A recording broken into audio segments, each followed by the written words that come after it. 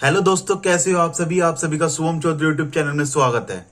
दोस्तों, अगर आप मेरे इस चैनल पर नए हैं तो इसको सब्सक्राइब कर लीजिए, साथों साथ आप बेल आइकन का बटन भी दबा लीजिए, जिससे मेरी वीडियो की नोटिफिकेशन आपको मिलती रहे। वीडियो अच्छी लगे तो इसको लाइक करना, शेयर करना एंड कमेंट करना। अब जैसे कि आपको पता है कि हम आपको संविधान पढ़ा रहे थे, आज आपके कौन कौन से टॉपिक क्लियर होंगे। पहला टॉपिक संघ और उसके राज्य है, दूसरा नागरिकता, तीसरा मूल अधिकार, चौथा राज्य के नीति निर्देशक तत्व और पांचवा मूल कर्तव्य। इनसे बनने वाले जितने भी इंपॉर्टेंट क्वेश्चन है, आज हम इन सभी टॉपिक को क्लियर करेंगे। तो चलते हैं हम आज के क्वेश्चनों की तरफ। जैसा कि पहला टॉपिक है हमारा संघ और उसके राज्य। क्या टॉपिक है हमारा? संघ और उसके राज्य। पहला इसकी थोड़ी सी थ्योरी मैं आपको बता देता हूं। संघ और उसके राज्य यानी कि इस समय हमारे 28 राज्य हैं। कितने राज्य हैं? 28 राज्य हैं और 9 केंद्र शासित प्रदेश हैं। कितने? 28 राज्य और 9 केंद्र शासित प्रदेश हैं। अब अनुच्छेद 1 के तहत, किसके? अनुच्छेद 1 के तहत हमें पता चलता है कि हमारे इंडिया में कितने राज्य हैं और कितने संघ हैं। ठीक है। और अनुच्छेद 2 के तहत हमें पता चलता है कि हम जो नए राज्य में भी कोई सी भी स्थापना करना चाहे, किसी भी शक्ति का प्रदान करना चाहे, तो अनुच्छेद 2 के तहत होता है। अनुच्छेद 3 के तहत क्या होता है? कोई भी नया राज्य, वर्तमान राज्य के क्षेत्रों की सीमा बढ़ाना, नाम को परिवर्तित करना, नया राज्य बनाना, ये सब काम हमारा अनुच्छेद 3 के तहत होता है। अब जैसे कि आपको पता है कि पहले आपके 29 राज्य थे, 7 केंद्र शासित प्रदेश थे, लेकिन एक जम्मू कश्मीर, जिसको आर्टिकल 370 के तहत हटाकर उसको क्या कर दिया गया, वहां से 2 केंद्र शासित प्रदेश बना दिए गए हैं। पहला जम्मू कश्मीर, दूसरा लद्दाख। कितने केंद्र शासित प्रदेश बना दिए गए हैं? 2। यानी कि अब वर्तमान में आपके 28 राज्य हो गए। कितने? 28 राज्य और 9 केंद्र शासित प्रदेश आपके वर्तमान में हो गए हैं। अब चलते हैं हम कुछ इंपोर्टेंट पॉइंट्स की तरफ। जैसा पहला पॉइंट है हमारा, भारतीय संविधान में भारत को किस प्रकार वर्णित किया गया है? यह एक राज्य का संघ। किस प्रकार वर्णित किया गया है? एक राज्यों का संघ के रूप में वर्णित किया गया है। दूसरा, आंध्र प्रदेश एक भाषाई राज्य के रूप में गठित किया गया है। ये 1953 में। दोनों चीजें सही से समझिए। पहला इसने बोला आंध्र प्रदेश को एक भाषाई राज्य के रूप में गठित किया गया 1953, और भाषाई राज्यों पर राज्य का पुनर्गठन। राज्य का पुनर्गठन हमारा कब हुआ? 1956।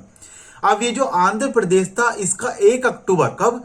1 अक्टूबर 1953 को हमारा इसका पुनर्गठन हमारा हुआ था। भाषाई आधार पर राज्य का पुनर्गठन किस वर्ष हुआ था? 1956 में हमारा हुआ था। भाषाई आधार पर गठित भारत का प्रथम राज्य कौन सा? आंध्र प्रदेश। जो मैंने आपको बताया, आंध्र प्रदेश का गठन कब हुआ था? 1 अक्टूबर 1953 को हुआ था। सेकंड नंबर पर हमारा हुआ था महाराष्ट्र का, 1 मई 1960। किसका? महाराष्ट्र का हुआ था 1 मई 1960, और गुजरात का भी 1 मई 1960 को ही हुआ था। ये 3 आपने याद कर लिए। चौथे नंबर पर हुआ था हमारा नागालैंड, 1 दिसंबर 1963। 5वें पर हरियाणा, 1 नवंबर 1966 में हुआ था। टॉप 5 में ही पूछ लेता है, और पांचों आपको पता चल चुके हैं कि ये पांचों हमारे कहां से हुए थे। किसकी बात कर रहे थे हम बात कर रहे थे राज्य के पुनर्गठन की। किसकी बात कर रहे थे? राज्य के पुनर्गठन की बात हम कर रहे थे। राज्य को पुनर्गठन आयोग किस वर्ष हुआ? 1953। ये आपको पता चली गया। क्यों? क्योंकि 1953, 1 अक्टूबर 1953 को हमारा आंध्र प्रदेश का जो हुआ था गठन हुआ था। पांडिचेरी को किस वर्ष किया गया? पांडिचेरी को 1962। किस वर्ष किया गया पांडिचेरी को? 1962 में किया गया। और सिक्किम को किया गया है 26 अप्रैल 1975। याद रखना, सिक्किम 26 अप्रैल 1975। साथों साथ मिजोरम 20 फरवरी 1987, और मिजोरम के साथ अरुणाचल प्रदेश को भी 20 फरवरी 1987 में ही किया गया था। अब इससे अगला हमारा टॉपिक था नागरिकता। कौन सा टॉपिक है हमारा? नागरिकता। अब नागरिकता की भी थोड़ी सी थ्योरी मैं आपको बता देता हूं कि नागरिकता हमारी भारत के एकल नागरिकता का प्रधान है। कौन से का? एकल नागरिकता का प्रधान है। और ये भारतीय नागरिकता अधिनियम 1955 के अनुसार इनमें से किसी एक आधार पर नागरिकता प्राप्त की जा सकती है। मतलब हमें जो किस प्रकार से नागरिकता मिलेगी, हमें किस प्रकार से नागरिकता हमारी लोप हो सकती है, नागरिकता कैसे कैसे मिल सकती है। जैसे पंजीकरण द्वारा नागरिकता मिलती है हमको, तो पंजीकरण द्वारा नागरिकता में क्या होता है, जब हम जो पंजीकरण प्रार्थना पत्र दे रहे हैं उस तिथि से 6 माह पूर्व से भारत में रह रहे हो, या फिर वे स्त्रियां जो भारत में विवाह कर चुकी हैं या भविष्य में करने वाली हैं, भारतीय नागरिकों के नाबालिग बच्चे, इन सभी को क्या दी जाती है, हमारी भारत की नागरिकता दी जाती है। अब इंपॉर्टेंट पॉइंट्स पर चलते हैं, उससे रिलेटेड भी जो जो क्वेश्चन बनते रहेंगे वो मैं आपको कराता रहूंगा। जैसे कि आपका पॉइंट है, भारतीय संविधान में कौन सी नागरिकता प्रदान करता है, ये मैंने आपको बता ही दिया। कौन सी नागरिकता, एकल नागरिकता का प्रावधान है। कौन सी नागरिकता का प्रावधान है, एकल नागरिकता का प्रावधान है। अगला, किस अनुच्छेद के तहत संसद को नागरिकता के संबंध में कानून बनाने का अधिकार है। यह अनुच्छेद 11 किसके तहत है, अनुच्छेद 11 के तहत नागरिकता के संबंध में कानून बनाने का अधिकार है। या भारतीय नागरिकता की बात करते हैं तो यह भाग 2 अनुच्छेद 5 से 11, यानी कि अनुच्छेद 5 से 11 के बीच हमारी भारतीय नागरिकता ही आती है। इससे अगला पॉइंट हमारा बनता है, नागरिकता के लोप होने का एक नियम क्या है। जैसे नागरिकता के लोप होने का एक नियम तो हमारा यही होता है कि देशद्रोह का अपराध सिद्ध होना। मतलब अगर किसी पर देशद्रोह का अपराध सिद्ध हो जाता है तो उसकी नागरिकता क्या बोलते हैं, उसकी नागरिकता हमारी लोप हो जाती है। कब होता है, अपराध सिद्ध होना। अगला, नागरिकता प्राप्त करने का खोने के विषय में विस्तार से चर्चा कहां की गई थी। यह 1955 की नागरिकता कानून, कहां की गई थी, 1955 की नागरिकता कानून। ये मैंने अभी आपको बताया था कि भारतीय नागरिकता अधिनियम 1955 के अनुसार हमारी नागरिकता के खोने के विषय में विचार की गई थी। कितने वर्षों तक लगातार बाहर रहने पर नागरिकता समाप्त हो सकती है, 7 वर्ष। इसमें थोड़ा सा और भी संशोधन होते रहते हैं कि अब जैसे 10 वर्ष, कितने, अगर 10 वर्ष से कोई भारत से बाहर रह रहा है, 10 वर्ष से कोई भारत से बाहर रह रहा है तो उसकी नागरिकता खत्म हो जाती है। इससे आगे, भारतीय में एकल नागरिकता की अवधारणा कहां से अपनाई गई। मतलब ये जो भारतीय एकल नागरिकता है ये कहां से ली गई, यह हमारी इंग्लैंड से ली गई है। कहां से ली गई है, यह हमारी इंग्लैंड से ली गई है। किस देश में दोहरी नागरिकता स्वीकार किया गया है, संयुक्त राज्य अमेरिका। संयुक्त राज्य अमेरिका में हमारी दोहरी नागरिकता भी स्वीकार की गई है। नागरिकता प्राप्त करने के लिए निर्धारित करने वाला सक्षम निकाय कौन सा है, संसद। कौन सा है, संसद। ये हमारे नागरिकता प्राप्त के लिए निर्धारित करने वाला सक्षम निकाय है। इससे आगे हम चलते हैं तो अगला टॉपिक हमारा आ जाता है मूल अधिकार। कौन सा टॉपिक आ जाता है अगला, मूल अधिकार। अब मूल अधिकार के बारे में भी जान लेते हैं।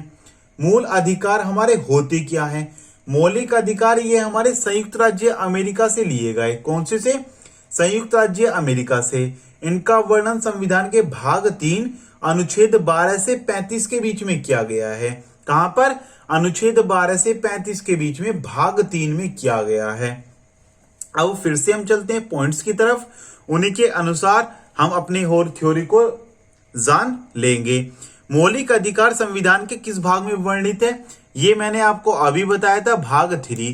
किस भाग में वर्णित है, भाग 3 में। मूल अधिकार को सर्वप्रथम किस देश का संवैधानिक मान्यता प्रदान की गई है, संयुक्त अमेरिका। कौन सा, संयुक्त राज्य अमेरिका। ये भी मैंने आपको बता दिया। भारतीय नागरिकों के मौलिक अधिकार का वर्णन संविधान के किस अनुच्छेद में किया गया है, अनुच्छेद 12 से 35। अनुच्छेद 12 से 35 पर हमारा संविधान यानी कि मौलिक अधिकार का वर्णन किया गया है। जब मैंने अनुच्छेद वाली वीडियो पढ़ाई थी तब इन सब चीजों के बारे में बताया भी था आपको, लेकिन फिर भी अगर आपको नहीं पता है तो फिर भी रिवीजन करते चलिए, जिससे आपका क्लियर हो जाएगा।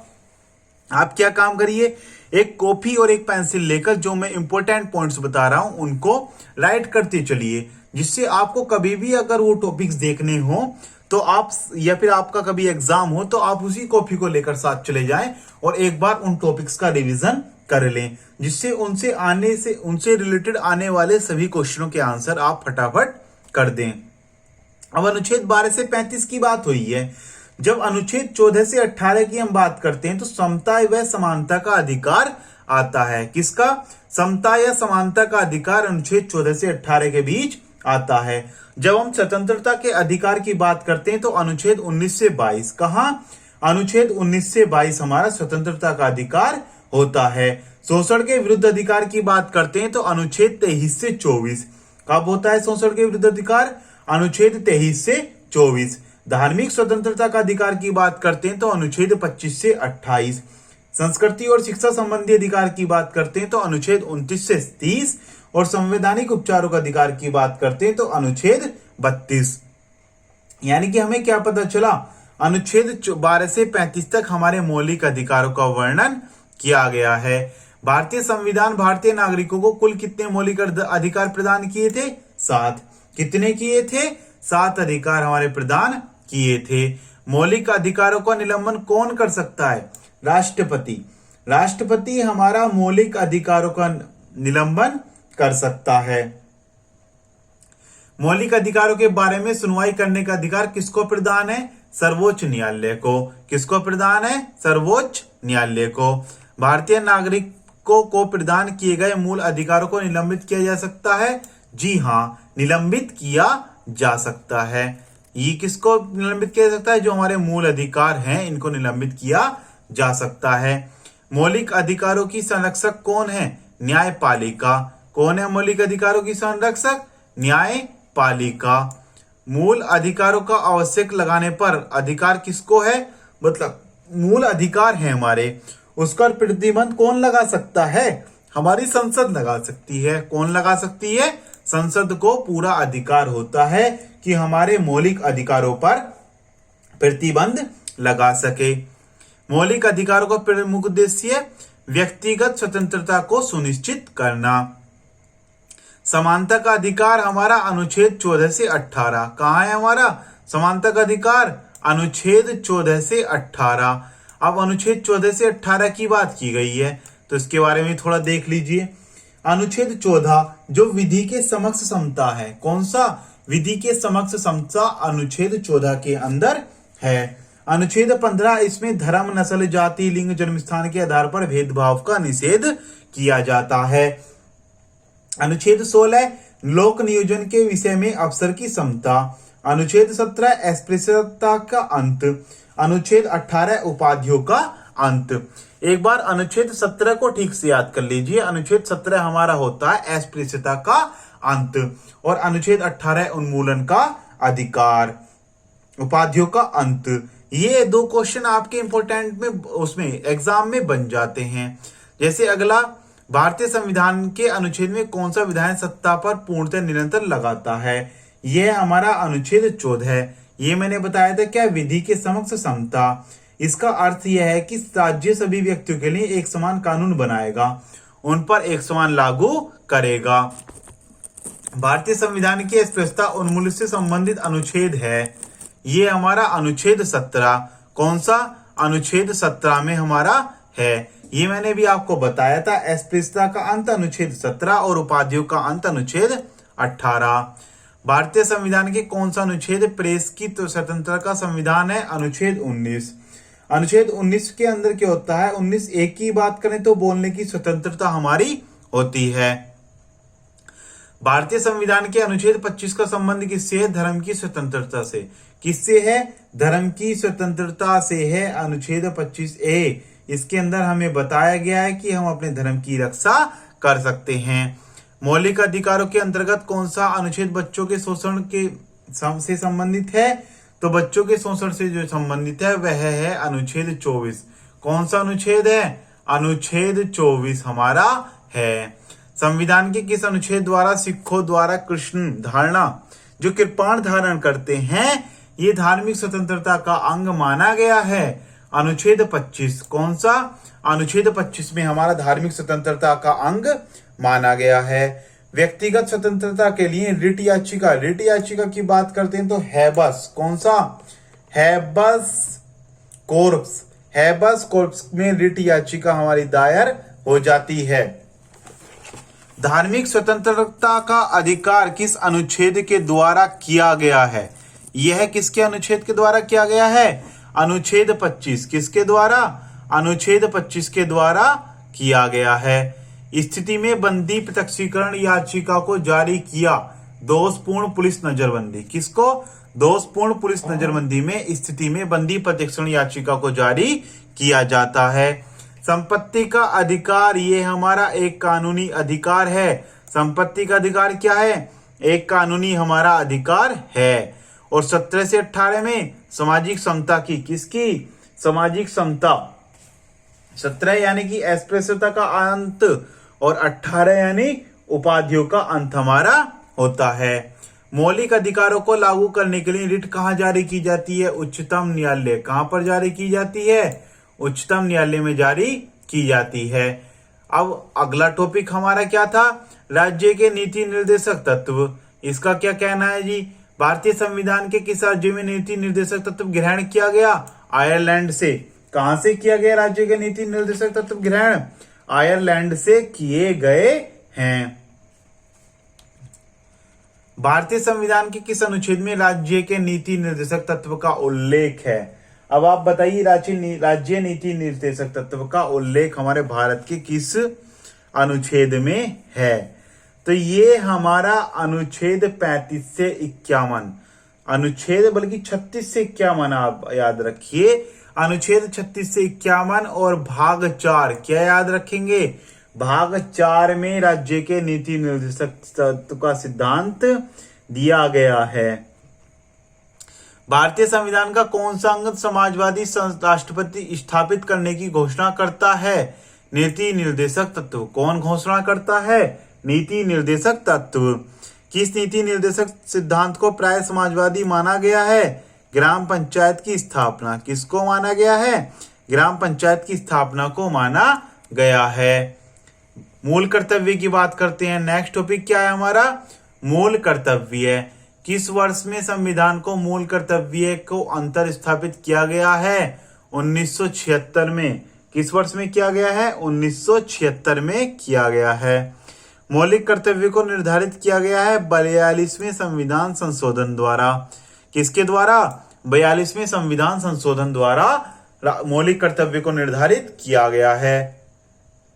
संविधान में मूल कर्तव्य से संबंधित प्रावधान किस समिति की संस्तुतियों के आधार पर सम्मिलित किया जाता है? स्वर्ण सिंह समिति। किसके आधार पर किया जाता है? स्वर्ण सिंह समिति के आधार पर किया जाता है। 42वें संविधान संशोधन आदर्शों को किस नाम से जाना जाता है? मौलिक कर्तव्य। किस नाम से जाना जाता है 42वें संविधान संशोधन के आदर्शों को? मौलिक कर्तव्य के नाम से जाना जाता है। संविधान के किस भाग में मूल कर्तव्य को जोड़ा गया है? भाग 4 क्या है? ये मैंने आपको अभी बताया था। भाग 4 में नीति निर्देशक तत्व को जोड़ा अनुच्छेद 36 से 51 इसका राइट आंसर है। भारतीय संविधान के मौलिक कर्तव्यों के रूप में भाग के रूप में जोड़ी गई थी, वो भाग 4 थी। कौन सी थी? भाग 4 थी। वर्तमान में संविधान में कुल कितने मौलिक कर्तव्य हैं? 11। कितने हैं? 11। भारतीय संविधान में किस अनुच्छेद भारतीय नागरिकों के मूल कर्तव्य शामिल है? अनुच्छेद 51। कौन से शामिल हैं? अनुच्छेद 51 शामिल हैं। तो दोस्तों आज के आपके इतने ही क्वेश्चन थे। अगर आपको वीडियो अच्छी लगी हो तो आपको 4 काम करने हैं। पहला, सब्सक्राइब कर बेल आइकन का बटन दबा लीजिए जिससे मेरी वीडियो की नोटिफिकेशन आपको मिलती रहे। दूसरा लाइक, तीसरा शेयर, चौथा कमेंट।